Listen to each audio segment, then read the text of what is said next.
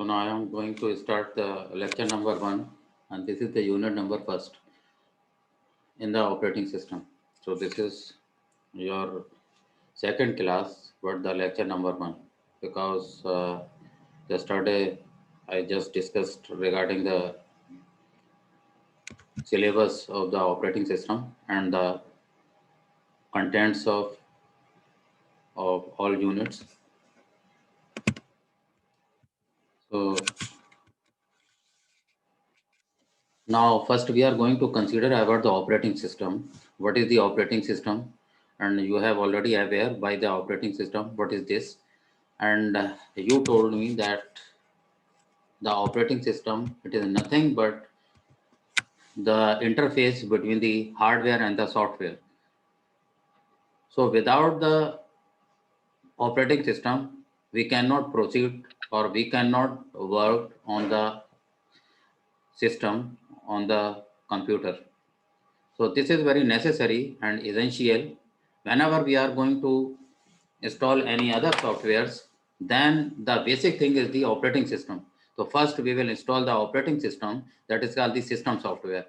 Now there are various definitions for the operating system, and you can define the operating system by using the different definitions by a number of computer engineers. So the basic of the operating system is it is an interface, or we can say it is a platform, or we can also called as a resource manager. So why is it called the platform? Because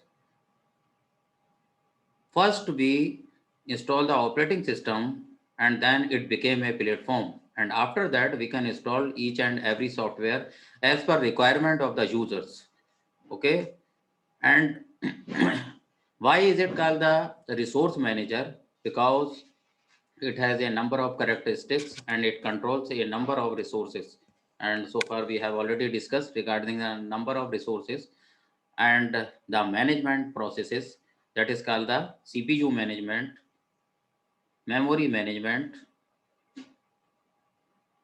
and IO management, and process management. So there are a number of managements which will be done by the operating system. So this is the responsibility of the operating system, which manage a number of the responsibilities. So a modern computer consists of one or more processors, operating system. If we will talk about the operating system, then first we will talk about the computer. So a computer, it is a nothing but it contains one or more processors. Okay. Another is the main memory, and after that disk, printers, various input and output devices. So the functions of the operating system is to manage each and everything. Now you can see, because your system uh, have the processors, main memory, disk, printer, various input output devices. So all these things are controlled by the operating systems. So whatever your computer have, and that all the things are maintained or controlled by the operating system. So this is called the interface, because with the help of the interface we can use the processors, or we can take the help of the main memory whenever you are going to store the different programs as per need. Then either you will store temporarily on the main memory or on the secondary memory.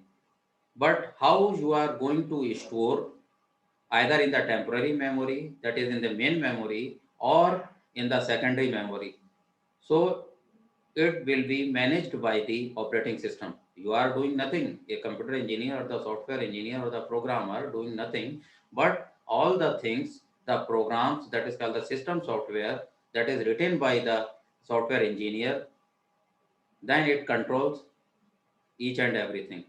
So second one is called the managing all these varied components requires a layer of software, the operating system. So it is nothing but a layer of software. So operating system, it is also called the system software. Okay. So it is a system software. It comes under the category of the system software.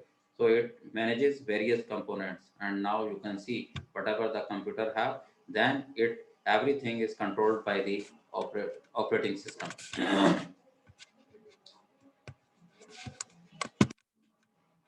So this is the introduction. Computer applications, now you know that require a single machine, okay, to perform many operations. So on a system, you can perform a number of operations, and the applications as per need, okay, may compared with the resources of the machine. And what are the different resources of the machine? Resources are the memory, CPU, IO, input output devices. Okay, so these are the resources for the machine. So because we can use input output devices, we are going to use the CPU, central processing unit, that is the processor inside the system. Okay, and main thing is the memory. So we always concentrate over the memory and the processor CPU, and we do the CPU scheduling, etc. So this demands a high degree of coordination. Now, whenever we are going to connect each and everything, then the operating system provides the coordination among all these things. Another thing now we can say, this coordination is handled by the system software known as the operating system. So who is providing the coordination? The coordination is provided by the operating system. So operating system, it is a system software. It is providing the coordination. It is connecting all these devices. It acts as an interface. It is a resource manager. It is a platform. Okay. So there are various definition, and you can tell to everyone regarding the different types of definition of the operating system.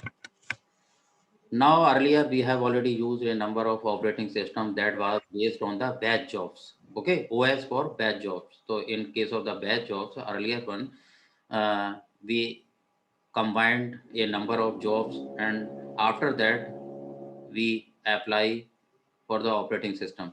Now the operating system which were based on the batch jobs, then the characteristics are program execution required significant preparation of equipment. So earlier, now there was a need whenever we are going to write any program, then for the program execution, it requires significant preparation. What type of significant preparation? Program execution. Program execution, this is also called the job. Okay, so this is called the job, and nowadays we are calling as the program. So whenever program execute, we can say that it has completed one job. OS was a system to simplify program setup and simplify transition between jobs. Okay, so there are number of jobs which we are going, a number of programs which we are going to execute. So these are called the number of jobs. So we can also call as a job to the program execution. So how it is providing the transition between the jobs, then it is the function of the operating system. Physical separation of users and equipment led to the computer operators.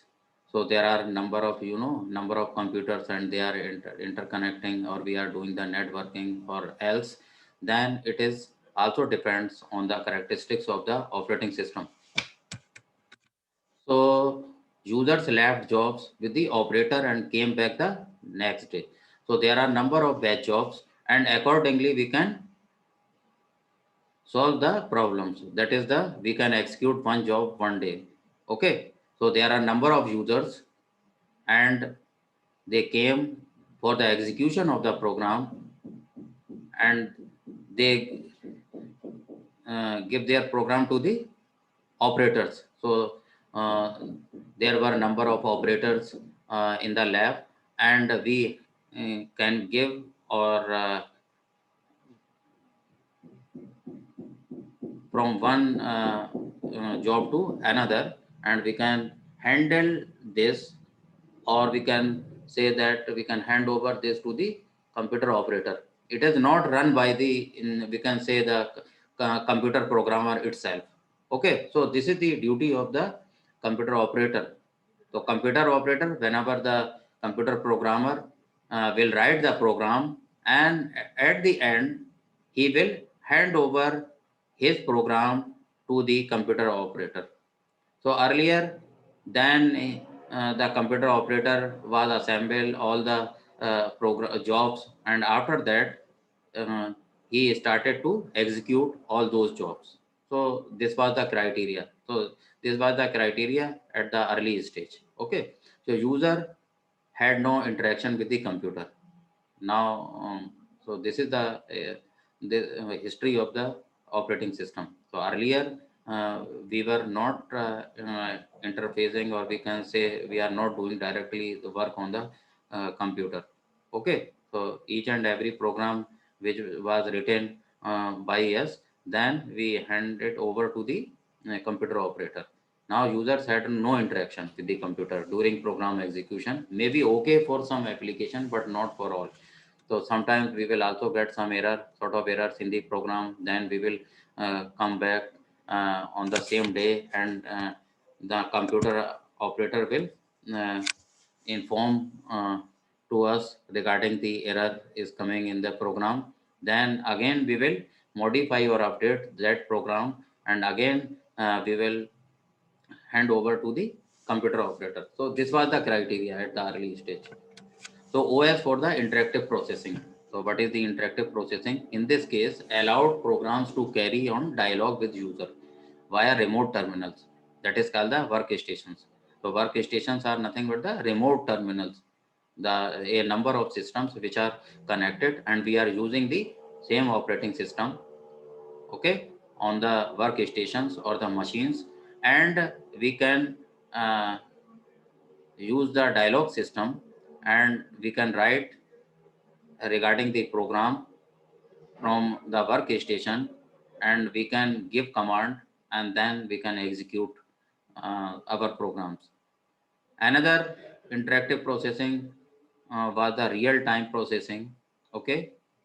Another is called the users demand timely response. So in this case, we will get the response of our programs after execution on the time basis. Machines too expensive to serve only one user. Okay. So earlier, in the earlier case, machines was too much expensive and common for several users to want interactive services at the same time. So there are a number of users which want to interact with the computers or the services at the same time, but that was not possible because due to the expensive of the systems, too much cost of the systems. So the institution or the organization cannot purchase mm, such type of systems. Okay, it was difficult to maintain. Now OS for time sharing. Now these are the operating system which we can say based on the time sharing. Now to accommodate multiple real-time users, now we can here maintain the multiple time users. The OS rotates its various jobs in and out of execution via time sharing. So here the time slots uh, reserved for the users. Okay, so on his turn, he can run the job. Here, each job gets a predetermined time slice. So there is a time slice or the time slot which given to you to execute your program. That is, whenever your turn will come, then you can run your program. So at the end of time slice, current job is set aside and a new one starts.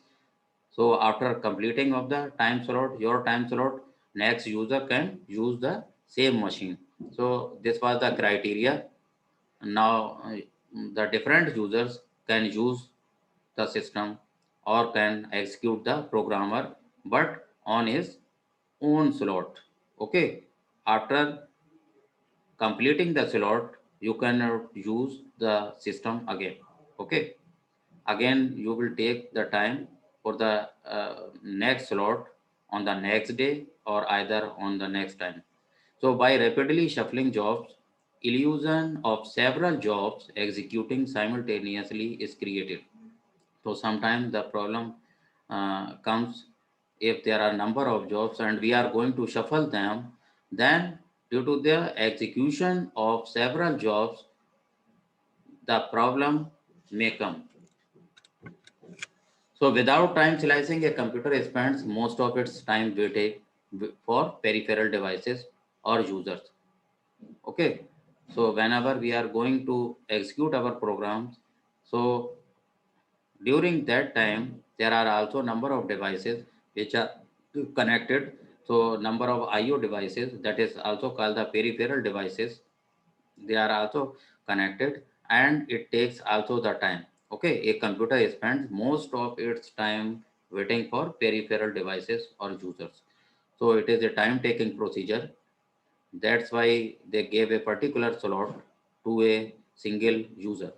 A collection of tasks can be completed in less time with time sharing than when completed sequentially. So time to time it is going to change, and then we are going to concentrate on the saving of time and how we will run our programs in the short duration or in the short while. Now here you can see evolution of operating system, that is the starting of the OS. A major OS will evolve over time for a number of reasons.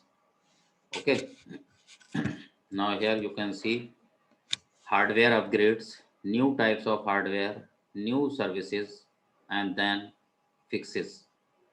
So a major OS will evolve over time for a number of reasons. Now we are, as the technology is going to change, so there is a need arise to upgrade each and everything. So here just we are using hardware upgrades. So as the hardware upgrades plus new types of hardware, as the technology will change, then you can see that there is a very much compaction in the area. Now the chip size is also going to reduce. Okay, so the system you can see now, you check earlier at the earlier state, you can check the size of the system, and currently whatever we are using the system, you can check the size. Now it is very you can say compact one. Okay, compressed very much. So new services means new softwares we are going to involve here, and just we are adding them and fixing them. Now evaluation again of the operating system continue, and these are the different stages we can say. And at the starting you can say serial processing. So earlier at the early stage we were using serial processing. Okay, serial processing we were doing, and after that we started the simple batch systems. So in this case there was the batch system, and we are doing the grouping here of different users so that they can run their programs, and we are categorizing on the programs of the users, and accordingly we are making the batch, we are forming the batch, we are implementing the batch, and then we can use the OS. So these are the category or the different stages of the operating system which we were used and currently we are using. Okay, so third one, multi-programmed batch systems. Now you can see here multi-programmed batch system. Again, we can run a number of programs instantly.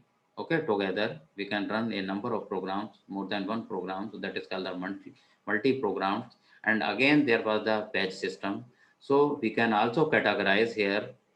Just suppose we are running the C program or C++, the programs based on the C or C++, then we will categorize like we will put in a single folder all those programs, and suppose the other user that is also using the same system, then we will put all those Java based programs in a one folder. So this is called the multi-program batch system. We are just implementing the batch here, and then accordingly we can run all those Java based programs, and after that all those C or C++ programs. So this is called the multi-program batch system, and before that it was the simple batch systems. Here we are not going to categorize all those programs, but in the next stage just we are classify all those programs here. And next stage is the time sharing system. So here in this case just we are dividing the time, and the operating system that all based on time sharing systems. So the earliest computers at very early stage. Now you can see here there was no operating system. Okay, at the very early stage when we have the computer, okay, but we were not using any operating system.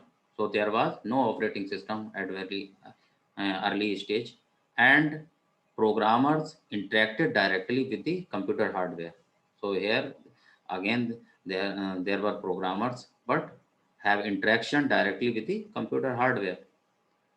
Again, computers ran from console with display lights, toggle switches, some form of input device, and a printer. Okay, at the early stage, we were using the display lights. There was the system, or we can say the computer, but we were using the size was very huge, and we were using the display lights, toggle switches, some form of the input device, and also the printers, very big printers, and the size was very you can say large. So users have access to the computers in series. Okay, so I'm telling that at the early stage there was no operating system. Now you can see here scheduling. What is this? Most installations used a hard copy sign up sheet to reserve computer time. Okay, so we have such type of problems of the scheduling. Another one, the most installations use a hard copy sign up sheet to reserve computer time. So time allocation could run short or long, resulting in wasted computer time. Okay. Setup time. What is the setup time? A considerable amount of time was spent just on setting up the program to run. So on the system, we just set the time. Okay, we just set the time, a amount of time we can say that is spent just on setting up the program. Okay, setting up to program run. So suppose we have the program and we are going to run that program, then we will calculate that time. That is called the setup time. So these are such type of problems earlier we are facing, uh, we were facing in the serial processing system. So early operating systems, now we can say here, we have already seen the different stages. So simple batch systems. So what the simple batch systems? Monitor here control the running programs. Okay, so with the help of the monitor itself, we can do the system programming there. So monitor, it is also a system program. It is a software, so it controls the running programs. So what is the function of the monitor here? Control the running programs always resident in the memory.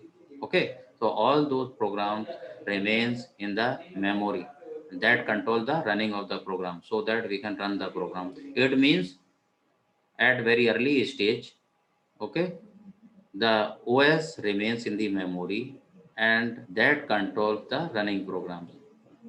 And during the simple batch systems, there was batch jobs together. Now we are going to combine different jobs and then start the computer and we apply the different jobs and we uh, give as an input to the system after combining all the jobs. That is called the batch jobs. So another characteristics was program branches back to monitor when finished. So after running all the programs, then it back to the monitor. So that is called the job control language. That is the JCL. Okay. So this is the simple batch systems. Now multi-program batch systems here.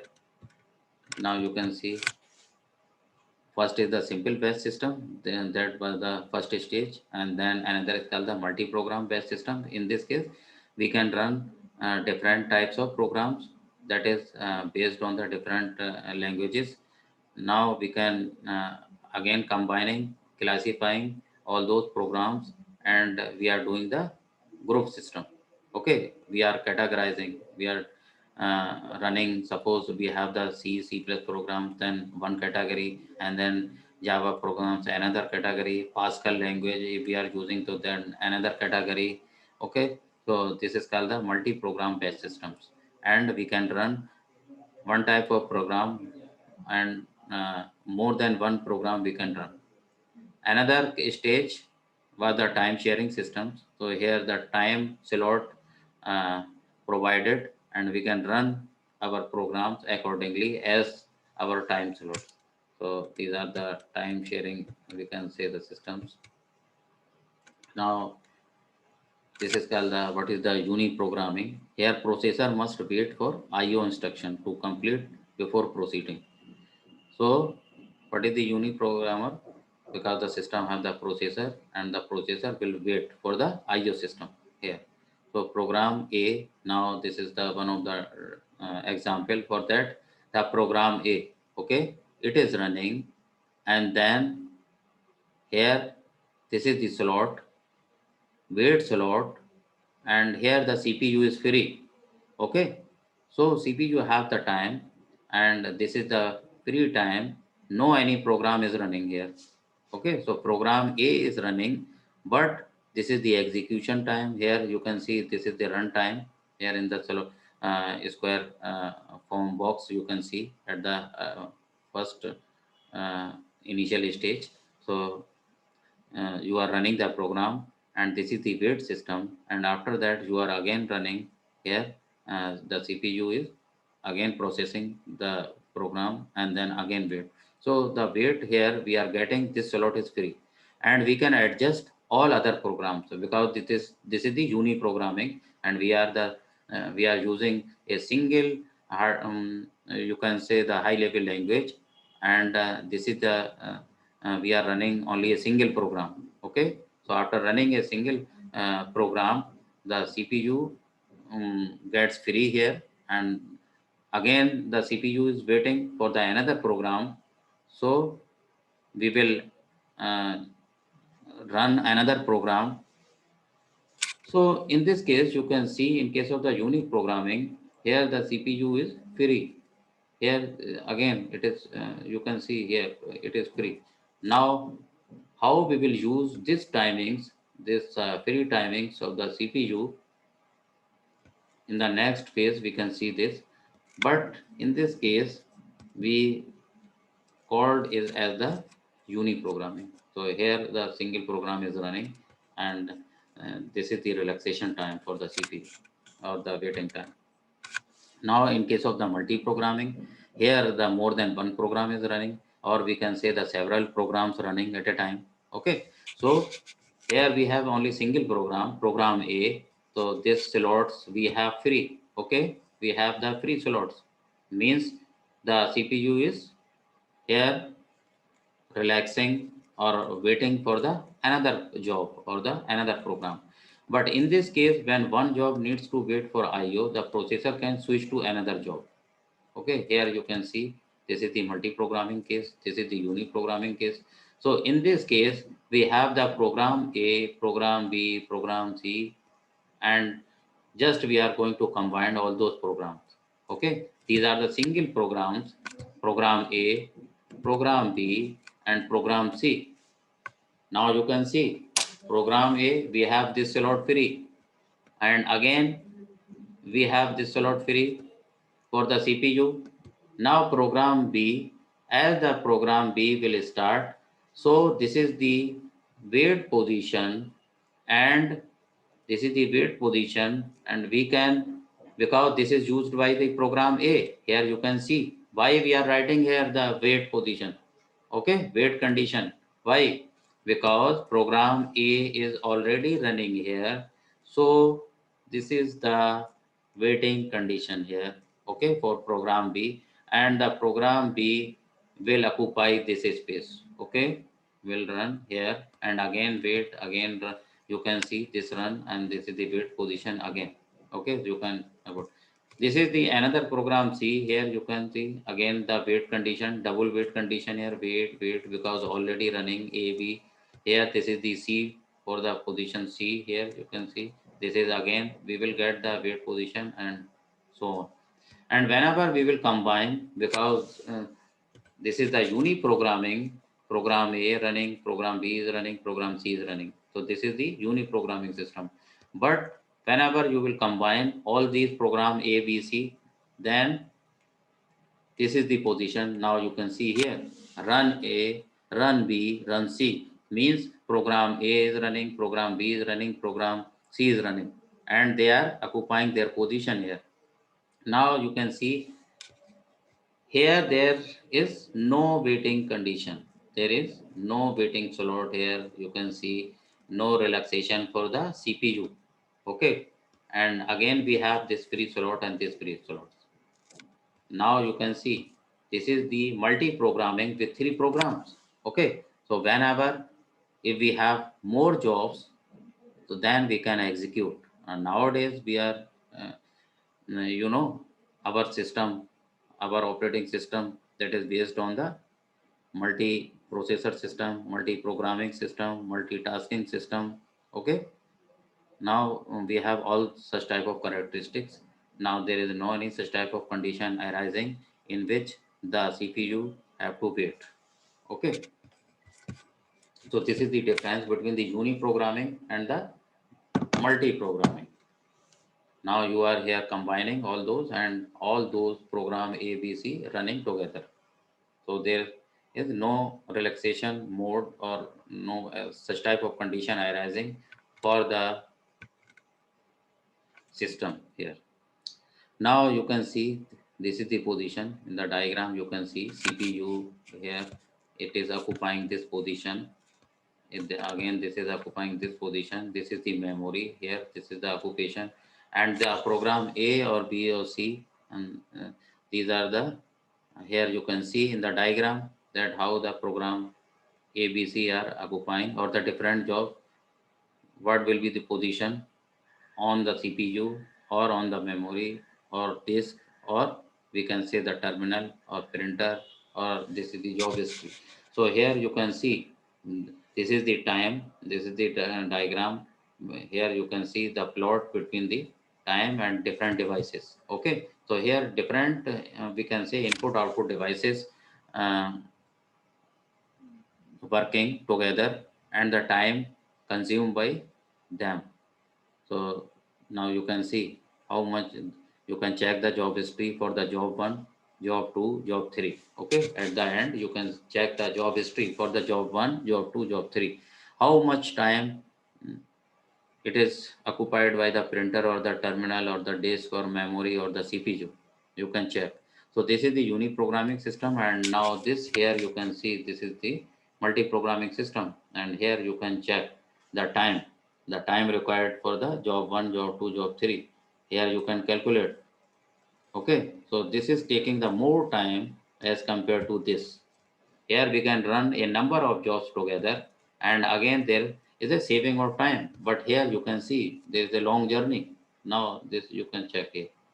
Okay, so this is unit programming. If you are um, using this unit programming system, and this is the multi-programming system. So nowadays we are using such type of operating system which have all these characteristics inbuilt um, here. Okay, in the operating system currently, multi-programming, multitasking, multi-processing, all those it have all such type of characteristics here. Now you can see here the difference between this uni-programming, multi-programming. Here the use of the processor.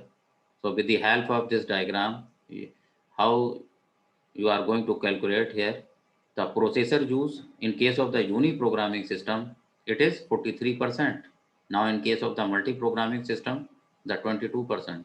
Okay, because here you can see in the uni-programming system there is more time is wasting in the waiting system, waiting position. Okay, so now in case of the multi-programming only 22%. So here more waiting position 43%. Similarly here you can see memory use 67%. Here we are saving our memory 30%, even though we are executing a number of programs here. Okay, so this is the difference between the unit programming and the multi-programming. Disk use, now you can check 67%, you know, in case of the single program or the unit programming. Okay, one type of program we are running, then you can check here 67% the disk occupied by the program. Okay, and here you can see 33% only, because we are using a number of devices. So at the same instant, it is, you know, it is occupied by the processor, memory, disk, printer, or others. Now you can see the printer use here more, here 33%. So it is more advantageous. Now we can uh, say that if we will compare both these uni-programming and multi-programming, then multi-programming is best.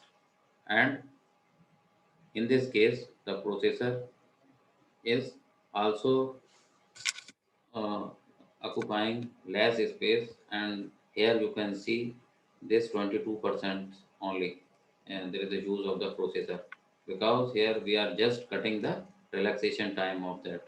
Here more busy, we can say. And if we will add here the time, waiting time, then it is more busy here processor in case of the unit programming. Now you can check here. Here in 15 minutes, 12 jobs, 30 minutes elapsed. Here 30 minutes is here elapsing in this case. And in this case, you can say that 6 jobs per hour throughput rate. And here 10 minutes, 18 minutes mean response time. So this is the response time, throughput, and the lapse time. Just we are doing the analysis from these uni programming and the multi programming system. Now this is again the last one, the time sharing. Here using multi-programming to handle multiple interactive jobs.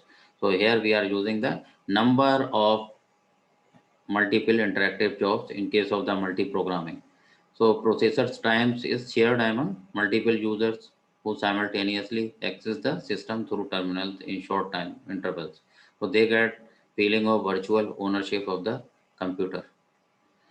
So in case of the time sharing, there are number of, you can say, we have the number of terminals, okay, and at each time slot we are using our system, but we cannot judge when our slot will come. Okay, we are continuously can do the work if there is a networking and in the terminal based system here, then we can if these terminals are connected and based on the time sharing, then we cannot judge how we are working continuously. Okay, when our time slot will come. Now the batch multi-programming and the time sharing, if we will compare these, then here we can see principal objective, maximize processor use in case of the batch multi-processing system. Time sharing, minimize response time. Here the response time is minimized.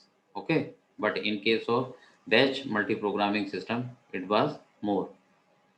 But whenever we will use the time sharing system, then again the response time is reducing here. Source of directive to OS, job control language. In case of the batch of multi-programming system, here we are using the job control. Okay. So again, just taking your attendance because the time is going to finish. So this is very compulsory. Just copying, and I will